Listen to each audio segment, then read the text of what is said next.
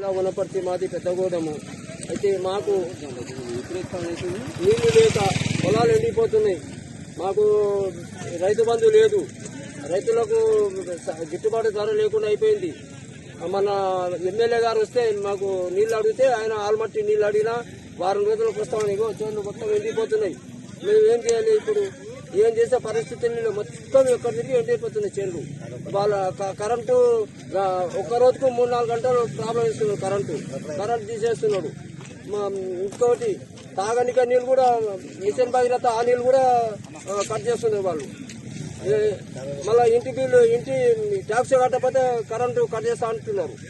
దానికల్లా మేము ఏం చేయాలి? రైతులు ఏం చేయాలి? ఇప్పుడు మేము ప్రతి ఒక్క దానికి రైతు బంధు ఆడతానంటే మన రైతు బంధు ఎకరాలకు వేసింటే 2 ఎకరాలు, మన తతిమలకు ఏం లేదు. ఇంకా ఏమనంటే లేవు, మొత్తం బడ్జెట్ లేదు, మేమేం చేస్తాం అంటున్నాం. అట్లా అన్నప్పుడు ఎవరికి వేసుకుని ఉంటే అయిపోతుంది. ఇవో చేనులు ఎండిపోతుంది, నీళ్ళు కానీ చేనులు ఎండిపోతుంది. అందుకొరకే మనం మేము ఎమ్మెల్యే గారిని కూడా అడిగినాం. ఆల్మట్టి నుంచి నీళ్ళు ఇస్తారంట అంటే 3 రోజులు అయింది. ఆయన వచ్చిపోయి కూడా 3 రోజులకు 3 కుక్కలు రాలేదు. మళ్ళీ ఆ నీళ్ళు వచ్చే పరిస్థితి చేస్తే బాగుంటుంది.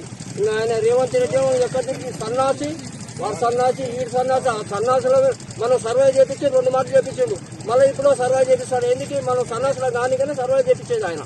ఎందుకొరకు 3 మాటలు సర్వే? 75 ఏళ్ళు అయితే స్వతంత్రం ఏ ప్రభుత్వం చేసింది సర్వేలు? అవసరం నీకు సర్వేలు చెప్పేందుకే? స్కూల్లో పాపం ఒక టీచర్ వచ్చింది, పసిపిల్ల తల్లి, ఆమె ఒక క్లాస్ ఇంటర్వ్యూల నుంచి వచ్చి సర్వే చేస్తే 4 గంటలుగా నాయన నేను పోతా అంటుంది. అమ్మ మరి సర్వే ఎట్లా అంటే, నాయన నా పిల్ల వస్తుంది అంటే, నా రేషన్ కార్డు ఆధార్ కార్డు తీసుకొని వేరే ఇంటి కార్డు నేను సర్వే చేపించుకొని ఆమె దోలిచ్చిన పాము పసెక్కిచ్చి. అంత ఎందుకు నీకు ఆ పని చెప్పి దానికి 3వ సర్వే ఎందుకు? సర్వేలు ఎందుకు చెప్పాలి? అవసరమా? మన బీసీలకు రిజర్వేషన్ అంటే 42% మన బీసీలో రిజర్వేషన్ రావాలి. ఏడున్నాయి? ఆమె సోనియా గాంధీ చెప్తే చేయాలంటది, రాహుల్ గాంధీ చెప్తే రాహుల్ గాంధీ నాకు సంబంధమే లేదు అంటాడు. ఆయన వరంగల్ మీటింగ్లో చెప్పే అన్ని మీటింగ్లో బాగానే చెప్తున్నాడు. ఎక్కడ తిరిగి ఏం లేదు. మన వీడికి కొడంగల్ మన కేటీఆర్ పోతే ఎట్లా వచ్చిండ్రు? ఆయన ఒక ముద్దాయిని జైళ్లకు సంఖ్యలు వేసుకొని పోయి పట్టుకోకపోతే ఆయన కొడుకు బిడ్డ కొడితే మన నామకరణం చేసేసాడు మనకి కేటీఆర్ పోయి. ఎందుకొరకు? అభిమానము. కేసీఆర్ అంటే ప్రతి ఒక్క పిల్ల దాని పెద్దలుగా అభిమానం ఉంది. మనకు పట్టణ అన్నం పెట్టినోడు 75 ఏళ్ళ నుంచి ఎవ్వడు మనకు ఇంత సహకరించలే.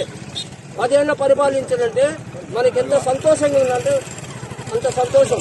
ఇవల్ల పొలాలు కావాలి, ఇవల్ల ఒడ్లు వంటి కావా మీకు అనుకున్న పొలం, ఇవల్ల ఒడ్లే లేవు. ఈ 10 ఏళ్ళ నుంచి మంచిగా నీళ్ళు వస్తున్నాయి, పుష్కలంగా ఒడ్లు పండుతున్నాయి. అన్ని కాలువ బంద్ అయినాయి. మాకు వచ్చే